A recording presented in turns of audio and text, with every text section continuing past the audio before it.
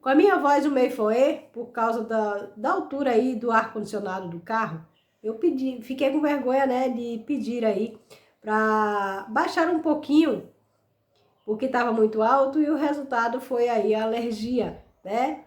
E tô aqui com a voz foê, mas vou trazer um vídeo que está sendo muito pedido, muitas perguntas deixadas nos comentários aqui do canal, falar sobre exigência. O que gera uma exigência? Por que o seu processo caiu em uma exigência? Seja ele qual for. Seja ele aposentadorias, pensões, BPC-LOAS, salário maternidade, entre outros. Bom, quando a gente reúne as documentações e faz um requerimento em busca de um benefício, a gente acredita que essas documentações estão todas corretas, todas perfeitas e que a gente encontrou, né, tudo aquilo que seria necessário para a concessão de um benefício. Correto? Em parte, sim. O que acontece é quando um processo, né, é validado, é reconhecido, chega aí ao INSS e tem um reconhecimento de direito, certo? E começa ao andamento de análise através de um servidor ou através do próprio sistema do INSS, certo? Totalmente digitalizado.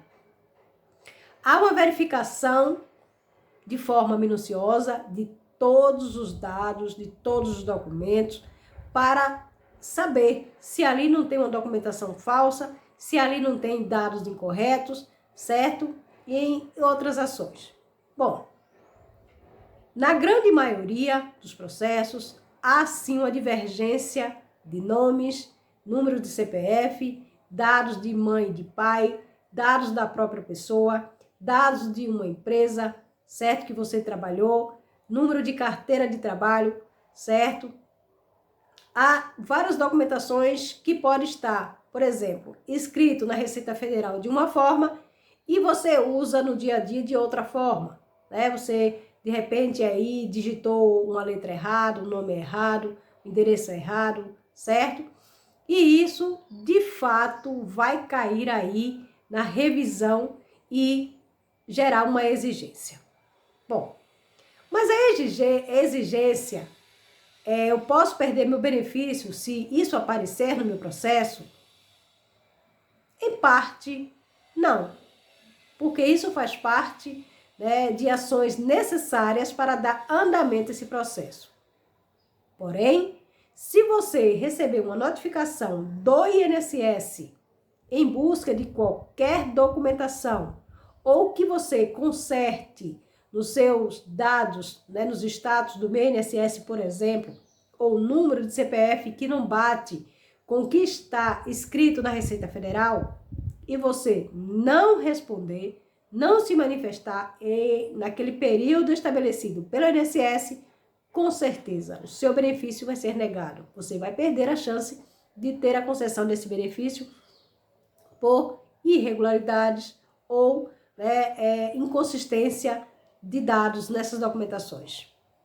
Bom, mas Verusa, aí aconteceu que eu recebi uma exigência dizendo que o meu número, o meu CPF não bate com o que está na Receita Federal. Está alguma coisa errada. O que eu faço? Você se dirige à Receita Federal ou tem acesso ao próprio site da Receita Federal e veja como fazer as modificações, as alterações, né, desses documentos, certo? Mas, Verusa, o nome da minha identidade está errada, eu digitei errado na hora de preencher os dados. O que fazer? Bom, se nesse caso você preencheu o formulário nos status do meu INSS, você tem acesso a esse status, você tem acesso aos seus dados pessoais, você pode alterar a qualquer momento. Você abre aí, né, o seu status no meu INSS, com login, que geralmente é o seu CPF, e senha, que vocês faz aí de 6 a 8 dígitos, certo?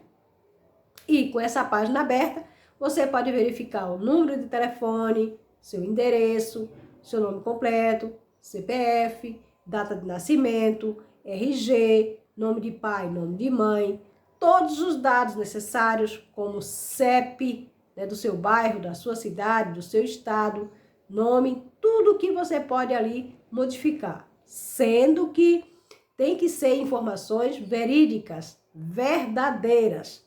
Por quê? Porque o INSS, ele trabalha hoje, principalmente, com essa tecnologia avançada, com compartilhamento de dados. Bom, nesse vídeo vamos falar também agora sobre compartilhamento de dados, que está sendo pedido também aqui neste conteúdo. O que é um compartilhamento de dados? O INSS hoje existe, uma possibilidade deles compartilhar dados da Receita Federal, dados do próprio INSS, dados de bancos, dados de órgãos públicos, certo? E até mesmo dados aí de hospitais, quando se trata de informações sobre laudos, informações sobre aquele segurado, certo? Sendo que alguns compartilhamentos ainda precisa ser aí um pouco restrito, certo? Isso depende da irregularidade, da necessidade, do que foi encontrado naqueles documentos que depende desse compartilhamento de dados. Muitas vezes, esse compartilhamento de dados pode conceder um benefício de forma automática, verificando dados da Receita Federal, do CadÚnico, banco de dados do próprio governo, certo? Banco de dados em um banco, certo? São casos diferentes, mas que pode conter ali num compartilhamento de dados e o INSS ter acesso através dessas ações e te ajudar ou te prejudicar, certo? Porque dependendo do que enviou nas documentações, em requerimento, em busca de um benefício, esse compartilhamento de dados pode gerar aí uma exigência, certo? Por quê? Porque eles descobriram dados incorretos, dados que estão faltando, etc. Certo? Então, há exigência e há compartilhamento de dados. Isso ajuda a analisar, a concluir, a finalizar um processo administrativo no INSS.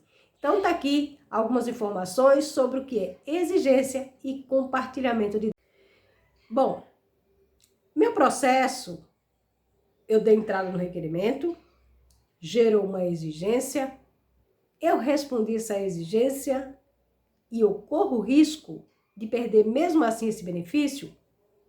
De certa forma, isso depende. Se você respondeu tudo aquilo que foi pedido pelo INSS e você de fato tiver esse direito, com certeza seu benefício será concedido. Agora, mesmo enviando a exigência e esse técnico dar o parecer final dizendo que mesmo assim você não apresentou, as documentações aqui o INSS está exigindo e você não tem essas condições, essas qualidades de segurado, aí você pode ter o seu benefício, infelizmente, negado.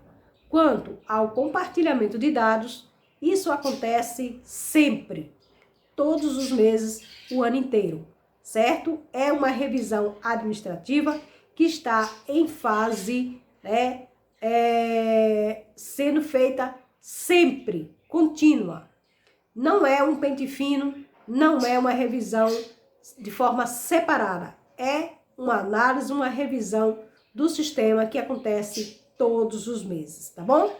Então, espero ter respondido aí as suas perguntas, tirado as suas dúvidas. Muito obrigado pelo seu carinho, pela sua atenção. Obrigado a todos que fizeram essas perguntas e agora estão aí tirando as suas dúvidas e também compartilhando para outras pessoas. Um grande abraço e até lá!